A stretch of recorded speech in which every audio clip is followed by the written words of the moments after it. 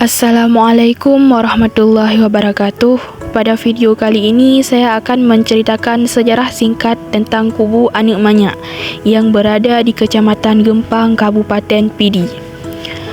Kubu Anak Manyak ini pada dasarnya dikuburkan dua mayat laki-laki, satu orang dewasa dan satunya lagi anak-anak yang masih berumur 4 tahun. Kedua orang tersebut adalah korban pembunuhan dengan tujuan perampokan, sesuai sumber informasi yang diperoleh dari kalangan masyarakat sekitar. Kejadian itu berlangsung tahun 1935.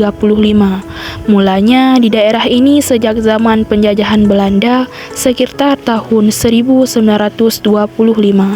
Telah dibangun jalan setapak yang menghubungkan Kecamatan Gempang, Kabupaten Pidi yang berjarak sekitar 32 km dengan Kecamatan Sungai Mas, Kabupaten Aceh Barat.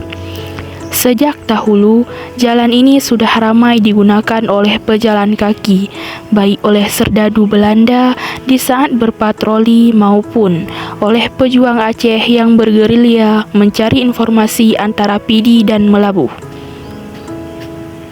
Jalur di kaki Gunung Gerute ini juga berfungsi sebagai sarana perekonomian yang paling menonjol dengan berbagai aktivitas perdagangan ternak kerbau yang diangkut dari pedalaman Melabuh. Biasanya ternak-ternak itu dijual di Pidi. Saat itulah terjadi perbaharuan antara masyarakat pantai selatan dengan pesisir timur Aceh. Banyak masyarakat yang menjalin ikatan rumah tangga di antara keturunan. Inilah kisah singkat seorang laki-laki yang bernama Tengku Marhaban, asal Melabuh, melakukan perjalanan panjang ketika menyusuri pendakian di kaki gunung itu sekitar tahun 1932. Beliau menikahi seorang dara bernama Maisarah, asal Gempang Kemala, Pidi. Dari hasil perkawinan itu, mereka dikaruniai seorang bayi laki-laki yang menurut kisah sangat tampan. Ketika si kecil masih berusia 4 tahun, ibunya Maisarah meninggal dunia. Sejak itu, si kecil hanya memiliki satu-satunya pelipur lara dan pengobat duka, yakni ayahanda tercinta Murhaban.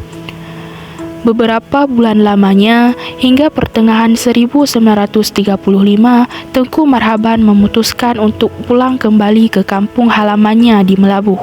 Seusai pamit dari mertuanya dengan menjual seluruh harta benda melimpah ruah, dia sudah siap menjadi seorang pengusaha kaya raya yang hidup di zaman itu. Semua kekayaan yang dimilikinya termasuk segudang kepingan uang emas serta sejumlah harta benda yang bernilai tinggi dibawa pulang ke tanah kelahirannya di Melabuh.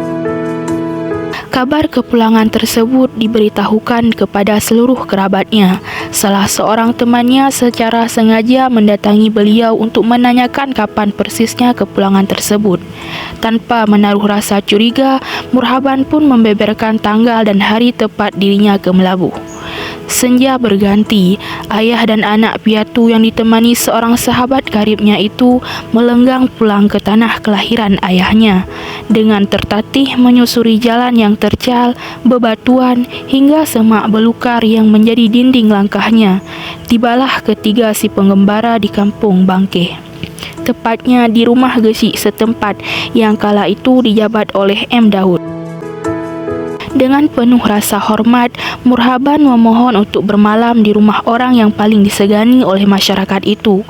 Keesokan harinya, mereka bertiga kembali pamit untuk melanjutkan perjalanan semula dengan menentang bukulah atau nasi bungkus pakai daun pisang. Namun entah bagaimana kelanjutannya, sahabat yang setia menemani itu sekitar 2 hari berselang tiba-tiba bergegas kembali pulang ke kampung Bangkeh, sekaligus untuk kedua kalinya berjumpa dengan gesik Daud. Mereka sempat berbincang dengan warga setempat. Sang sahabat tadi mengaku tak dapat melanjutkan perjalanan menemani Murhaban karena terserang demam tinggi. Dia mengatakan khawatir penyakit yang dideritanya akan bertambah parah hingga diputuskan hari itu juga meninggalkan kampung Bangkeh. Selanjutnya, dia menyebutkan perlu berobat ke Pidi.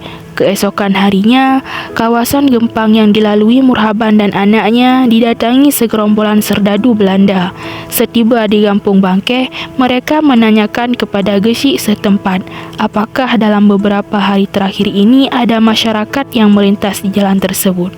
Pasalnya, serdadu Belanda itu menemukan 2 mayat terbujur kaku, tergeletak di kawasan Nengah Uke Kaye atau pendakian akar kayu, yang merupakan korban penganiayaan. Tubuh kedua mayat tersebut tercabik-cabik dengan kondisi mengenaskan. M. Daud, atas perintah Ule Balang, langsung memerintahkan masyarakat Bangkeh mengecek kebenaran berita tersebut.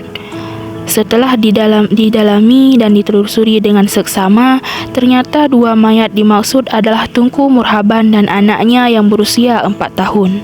Lehernya tigorok, tubuhnya tercabik-cabik, terkena sayatan senjata tajam. Keduanya dikebumikan dalam satu lubang, mengingat sudah membusuk dan tragis sekali nasibnya. Ini jelas-jelas akibat penganiayaan, ungkap warga kala itu kepada M. Daud. Keterangan tersebut dilaporkan pada Ule Balang untuk selanjutnya dilakukan penyelidikan. Hasil informasi yang digali dan dikumpulkan dari beberapa warga yang melihat terakhir kalinya almarhum, disimpulkan bahwa yang melakukan pembunuhan adalah sahabat Murhaban sendiri. Di bawah perintah Ule Balang, kemudian sahabat yang menemani pengusaha kaya raya itu akhirnya ditangkap. Hasil interogasi aparat kampung setempat, orang tersebut mengakui telah membunuh Murhaban dan anaknya untuk memperoleh harta, dijatuhi hukuman berdasarkan hukum adat kala itu. Atas dasar itu, masyarakat setempat meyakini kuburan tersebut merupakan makam keramat, karena yang menjadi korban dalam peristiwa pembunuhan itu adalah seorang bocah yang tak berdosa. Demikian sejarah singkat tentang asal-usul kubu Anek Manyak yang kini menjadi histori di kawasan Nengah Uke Kaye, Kampung Bangkeh. Sejarah ini ditulis sesuai sumber dari pemangku adat Kecamatan Gempang, Kabupaten Pidi. Masyarakat setempat pun akhirnya mengambil sejarah itu untuk dijadikan nama dusun kubu Anek Manyak, Kampung Tungkop, Kecamatan Sungai Mas, Aceh Barat. Hal ini dilakukan guna mengenang kisah heroik di masa lampau tentang daerah tersebut. Bahkan, di samping makam keramat dibangun sebuah musala yang diberi nama Al-Muhajirin sebagai tempat beribadah bagi para pengguna jalan yang singgah di sana. Mungkin hanya ini saja tentang sejarah kubu Anek Manyak yang dapat saya paparkan. Lebih dan kurang saya mohon maaf. Sekian, Assalamualaikum warahmatullahi wabarakatuh.